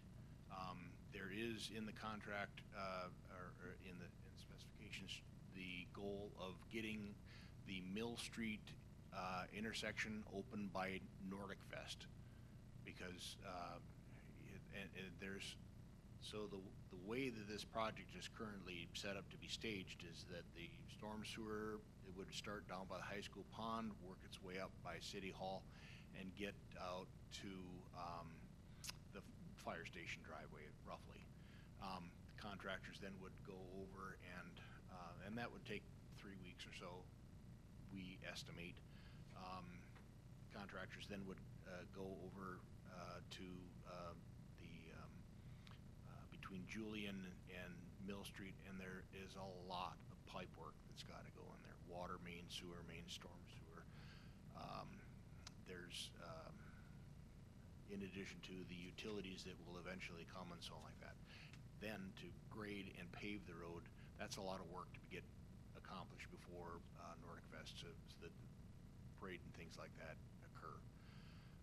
pushing it back 3 weeks, I don't know. It typically takes about a month to sign contracts, and then a month again for contractors to clear off their schedules to be able to work. I know that Skyline Construction has got another project that they've got lined up, I believe, in Lansing, and then there's another one that's, I believe, in West Union that they're also working on. So they have other jobs that they're committed to doing in addition to ours. And so, as Travis kind of alluded to and kind of looked over Attorney John Anderson, is that we're not supposed to really be talking with the contractor about a project prior to the signing of a contract. And so I don't know that I would feel comfortable entirely in coming back and having a work session and say, okay, here you go, here's the whole plan, take it or leave it. So I just want to be clear for everyone listening, we are allowed minor conversations, right? We can discuss minor changes. Go ahead, John, respond to that one. I think well, yes, but what's the definition of minor? And at what point does it become substantial and affect whether or not there would have been other bidders? I mean, that's my concern. I can't give you an answer on that. It's very subjective. Okay, let me ask you this then. What if the project was to be 34 on the whole section? So all we are changing is that 43 foot and narrowing it, and then there would be one-sided parking. So the DOT has a rule that as long as you are change ordering in 20%, John, less than 20% of any one individual item on the bid sheet, because everything's bid out individual, as long as it's less than 20% of any one individual, it's permissible under the DOT's rules that's minor. Not in the legal definition John wants me to use for minor, but the DOT rules allow that within their scope. So are both of these minor? What we're talking about, even to 31, is 10, we think? About 10%? 10% reduction in the, it's roughly 520 square yards of paving that would be potentially impacted. I mean, that's me also working with my digital highlighter here. So that works. Because I don't have We're fine. access to the CAD Correct. plans. I want to Okay. again thank staff for all their flexibility in dealing with some of these late questions, and appreciate that we're letting the process work here. I look forward to hearing what our constituents have to say. One, we haven't voted, but two, one other question. Yep, haven't voted. As the motion stands, going down to 31, you're saying going down to 31 on the whole street. Is that correct? I just want to hear what it sounds like. We don't have to do it. Oh, well, that's what I'm wondering. So now, if you come, are we only going to be able to decide between 31 on the whole street or what we have before us? On the 7th, ideally, we are awarding contracts because did the bid set have a hold date that the bids were valid for 30 days or 60 beyond? I believe that's the case. Usually we do either 30 or 60, and I can't remember. Yeah, I think the council can consider up to 30 days. And then we would have a boilerplate thing, but And if we still can't reach a decision by then, we would either have to turn around and have a special meeting prior to the expiration of those, or reject, start over. Okay, so we do have sort of an open opportunity on the end, at the end of the month, as long as the contractor is willing to. Okay, and so we wouldn't be bound to any one thing we say tonight. Correct. Okay, that's all I want to make sure. So if I could add one thing, like, I don't feel entirely comfortable going in and hammering out redesign stuff. I can talk to Erdman Engineering and see what they would look at as far as how much their redesign fee, and try to come up with some sense of cost and things like this. But the extent of my conversation with the contractors, because we haven't signed anything, probably would be would you be receptive to a change order of this nature? Yes or no? And I might have to leave it at about that, simply because of contract law. Yeah, and you shouldn't be negotiating it unless a contract's been signed, actually, then you can negotiate. But then it kind of depends what's in the bid, the contract. Does the city even have the option to unilaterally do a change order, or is it something that has to be negotiated with the contractor?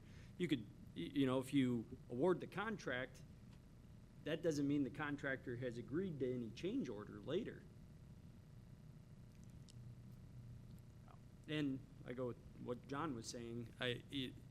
Yeah, minor conversations can be had, but what's minor, and it shouldn't really be any negotiation before a contract is signed. What's interesting, though, engineers have a different rule book than architects. I was on the school board for a while, and I have no idea how they're able to negotiate with an architect. Say, hey, take this out, and they got a contractor and something like that.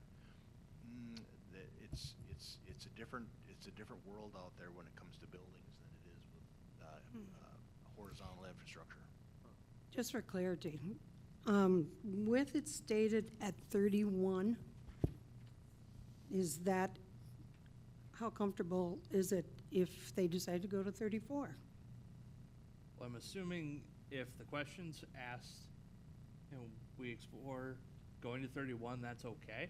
Okay. And the council says, no, we want to go 34, that's closer to the original design, less of a deviation, I would think that would be okay. But the motion has been made to go to 31. So that could be changed if they choose differently, correct? Okay. All right. Roll call. Zittergruen, Aye. Olson, Aye. Misselinich, Aye. Chisel, No. Whittle, Aye. Neal, Aye. Parker. Aye. Motion carried. Okay. Consider resolution approving supplemental agreement 1 with United States of America regarding Army Reserve Center. All right, the much anticipated, long worked on negotiation with the Army Corps of Engineers almost met stop when I received an email from our point of contact working on the contract that said, I have taken the 8-month severance and the deferred resignation. Your project's being resigned. Thank you and have a great day. That was the last communication I received. Reached back out shortly thereafter to my previous point of contact. Said, not here. I haven't heard anything on this. Where's it? Who's it being reassigned to? He actually picked it up himself out of the Omaha office. Said, all right, here's the contract. I ran it through their review office. We've paid the administrative fee of, it was nearly 5,000, wasn't it? Almost 5,000. 4,500. Yep, for the paperwork. Yeah. And so we're getting the blessing that this is good to go. If the council approves this, it will go to their office for execution, final execution, that March 31st. The land back here, it'd be, if you drew a straight line of the start of the fence here, drew a straight north-south line, it does jut out to the east, there's a section of fencing. The city would be responsible for replacing that section of fence so that it blends in with the rest of the line running north-south. We'd have to replace that section of fence at our cost, but we would release the land straight north and then turn and run west on the north side of the garage they have back there. That exhibits in Dropbox as file 009C. Again, we're told that should we approve this and send it off to their office for execution, they will sign and it'll be effective March 31st. We'll have 180 days to replace that fence, and then that portion will be done. And I say that portion. I did speak with staffer out of Representative Hinson's office. I have continue to have conversations with that office on the building itself. So I'm sure many of us have all seen in the news the release of many federal leases on properties. Now most of those are paying leases, right? Not a 99-year lease for the sum of $1, which is viewed as already paid. But it still has operational costs associated with the building. We've been talking about this building. I mean, Decorah has been talking about this building since predating my arrival 3.5 years ago. And we're continuing to work on the release of that building and the entire lease as well.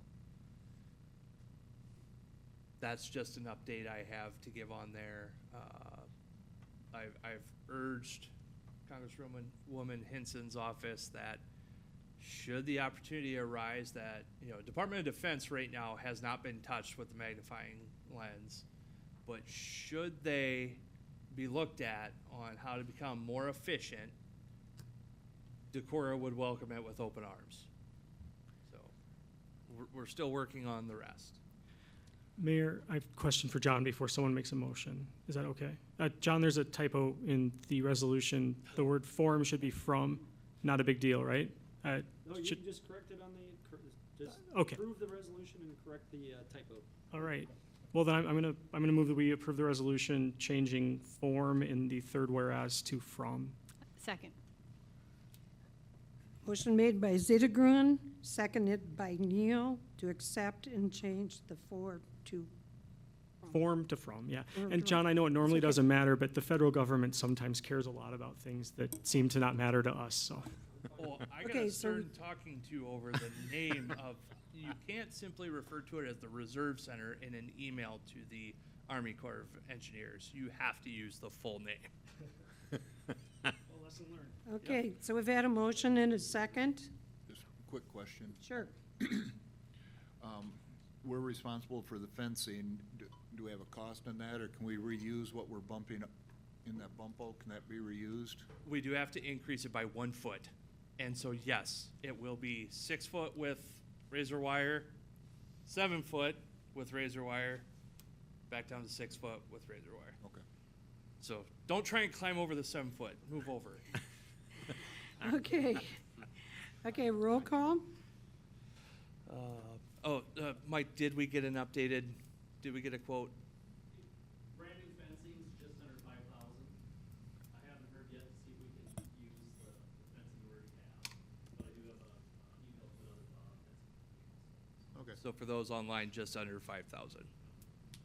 thank you. Okay, now roll call. Zittergruen? Aye. Neal? Aye. Olson? Aye. Chisel? Aye. Whittle? Aye. Parker? Aye. Miscellaneous? Aye. Motion carried. Consider ordinance amending Chapter 2.16 Policy Residency, second reading. I'd Oh, move for please. I'm sorry, I did that the last time, too. I'll make a motion. approval. Yep. Second. Motion made by Chisel, seconded by Neal for approval. We haven't heard any comments, have we, at office? Okay. That being said, roll call. Chisel? Aye. Neal? Aye. Zittergruen? Aye. Whittle? Aye. Parker? Aye. Miscellaneous? Aye. Olson? Aye. I would Up. move to waive the third and adopt. Second. Motion made by Chisel, seconded by Neal to waive and adopt. Any further discussion? Roll call. Chisel? Aye. Neal? Aye. Whittle? Aye. Parker? Aye. Miscellaneous? Aye. Olson? Aye. Zittergruen? Aye. Okay. Approve contract with AFSC AFSCME, Local 3483 for the union. Travis, do you want to give some information on that, please? Yes, so council established negotiating team of council members Olson and Parker and Mayor Borowski, along with city manager, city clerk, finance officer, and city attorney. Councilmember Parker had a conflict arise. One is unable to participate. Negotiations did end up lasting several days, starting with 2 consecutively, followed by additional days spread over the last 3 months, including virtual meetings and phone calls. The union members have voted and ratified the proposed contract, so now it's in our court for final approval. The proposed contract is for 3 years and includes a 3% raise across the board in the first year, except for police officers. Police officers would see additional steps included, which would lower non-certified Step A and Step B versus the current contract, and then have increases for the higher steps with specific dollar amounts. In addition, police officers would see an increase in shift differential from 50 cents to $1.50, additional pay for the investigator of $1, which is currently 0, and a $1 increase for law enforcement experience beyond 8 years. Sergeants were also added to be to the union coverage at a proposed matrix within the existing personnel pace plan scale. Current sergeants would start at Step B, recognizing their current employees. Years 2 and 3 would see base wages and longevity pay increase across the board by the CPI for urban consumers, with 3% being the minimum and 5% being the maximum. One thing I don't have in background notes, but I would point out, the union actually proposed in there to allow the city some flexibility when it comes to law enforcement personnel for placement within the matrix. So the city reserves the right that should an applicant be extremely well qualified, that we don't necessarily have to start them at A, but it also does not obligate us to start them otherwhere than where we determine. Additional substantial changes include the addition of, well, at the time it wasn't substantial, but now it is, addition of gender identity and sexual orientation to the list of prohibited discrimination in the contract, adding a 10-minute break for every 2 hours worked beyond 8 hours, expanding the street department employees' weekend overtime pay requirement to November 1 to May 1, which is meant for snow removal purposes. Those were a month shorter on either end. A winter call-out pay for street employees, that if they're called out prior to normal work start, that would be the equivalent of 2 hours of straight pay. So currently, if we have a snow event, knock on wood, hopefully Wednesday is all rain. If we have a snow event that requires the employees to come out maybe 2 o'clock in the morning, 4 o'clock in the morning, and they work for 8 hours, under the current contract, they receive 8 hours of straight pay, period. We send them home at 10 o'clock in the morning, and that's it. So this 2 hours is meant to offset the requirement that we made them come in at 2 o'clock in the morning.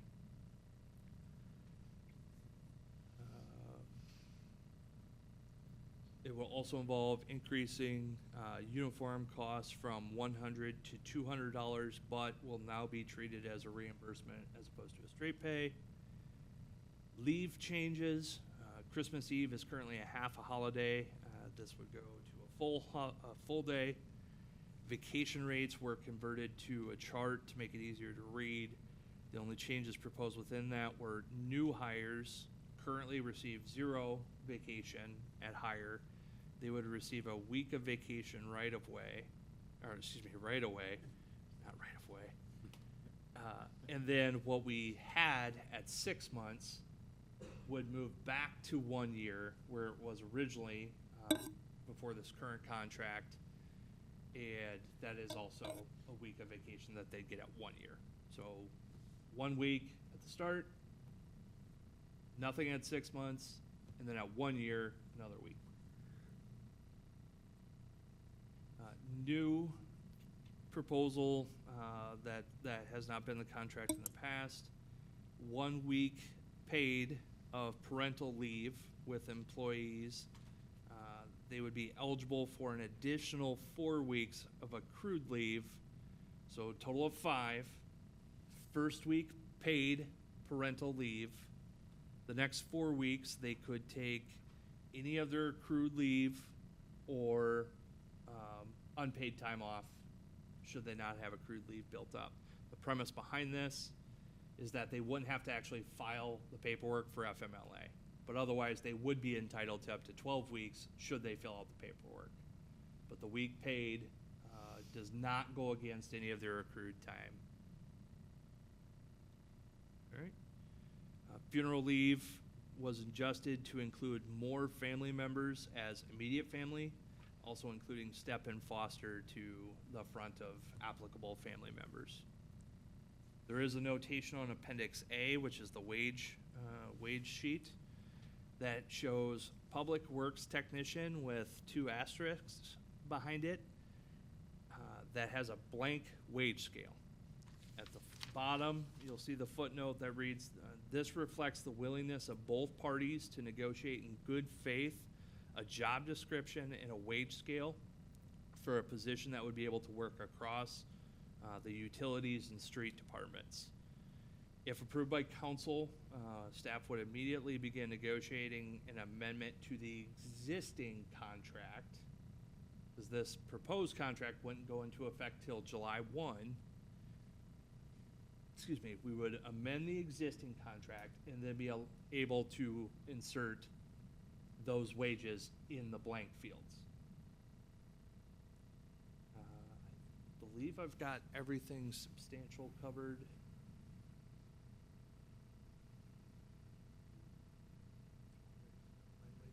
Might be a time. So in addition, we've talked about this in the past, where a lot of times the city, we treat the union contract as an overall personnel policy, but it's not actually applicable across all personnel. So I'll preface that with The one request that we would like to do to treat everybody the same is the uniform, the $200 per year reimbursable. Right now that is basically specifically for PD administration, due to just being able to identify the other departments would like to also use that benefit towards their departments. Well, utility gets safety, correct? And what is budgeted, what we have in the budget reflects that already. Will they also see the benefits of the vacation and changes to the? So we'll have to amend, we have a policy that should this get approved, It'll just amend that'll, automatically. well, actually, we'll bring it back, because that was adopted by resolution of the council, the leave. Okay. So we'll have to bring that back for all other non-union covered personnel effective July 1. Travis, could you clarify the, my head's swimming a little bit, I'm sorry. I've tried to listen and understand the Public Works Technician. Is this a new position that's being created, basically? Correct, yes. Could you explain what that position's gonna do? Yeah, so I can't, is the short answer. That's where the double asterisk is meant to say, we're still gonna hone in on the job description. But big picture is that this is a person that could float across the utilities departments as well as the street department. So instead of having another person dedicated to the wastewater treatment plant specifically, we can hire another person as a public works technician that could go from there to the water department, to the street department. I can speak to how I envision this working, and I vocalized that with the union covered staff as well as affected departments. The way I envision this is we essentially have 2 tracks. You're gonna have a street dedicated, or excuse me, a street assigned public works technician, because you need to know where you're gonna report on a day-to-day basis. And you have a utility track at the water shop, or the wastewater treatment plant, wherever you're assigned.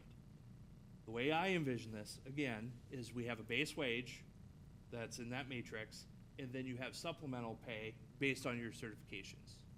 You know, water grade 1, here's an extra X amount. Class A CDL, here's Y amount.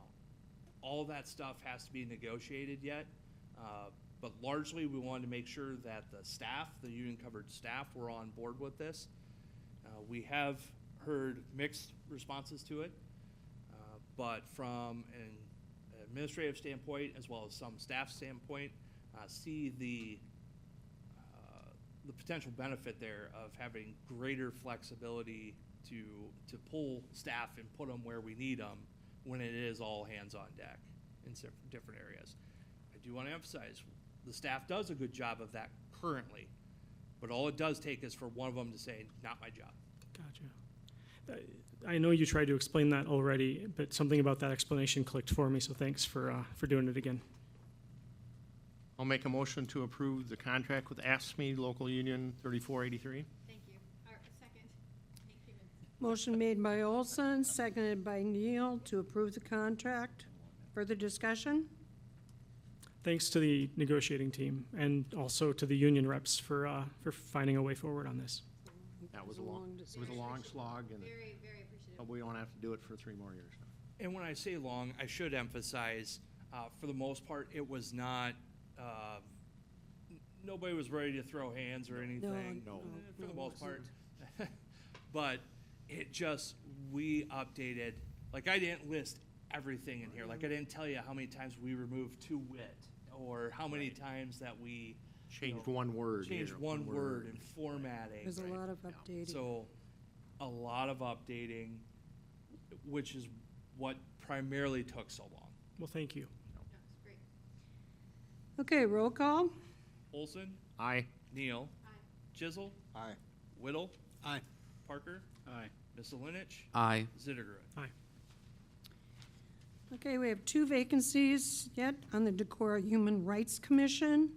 And then we also have an opening on P&Z. Correct. And if we put that, what type of a timeline do we put with that? So, so planning and zoning meets the second Monday of the month. So as long as we're not gonna catch the April 7th council meeting for a potential reappointment, I don't believe. Okay, So even if you wanted to give,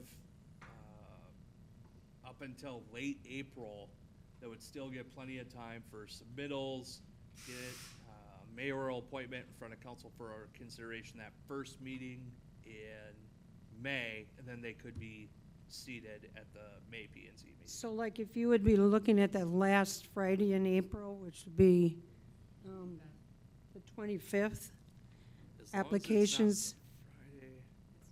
Okay, as long as it's not the Friday preceding the council meeting, that 25th would work well. okay, so applications would be available or could be submitted up until April 25th. Get the online, the new permitting, the digital, the GovOS form, is that on the website, do you know? Yeah. Okay. If individuals are interested, and if you, please have them reach out to City Hall. We're in the process of soft rolling out our new Okay. form and application software. We do have a new form that's, you can fill out at home, sign it digitally. We actually, the 2 written public comments were received through that software as well. So encourage them to reach out to City Hall. We can send them a direct link right where to fill it out. Okay. I will note to council too that I actually contacted the person that had put in the application when Johanna put her application in, just to let them know that it was open, but his job is increased where he's at and kindly said no, so. But, okay, any other matters to come before the council? Motion to adjourn, Move to adjourn. thank you.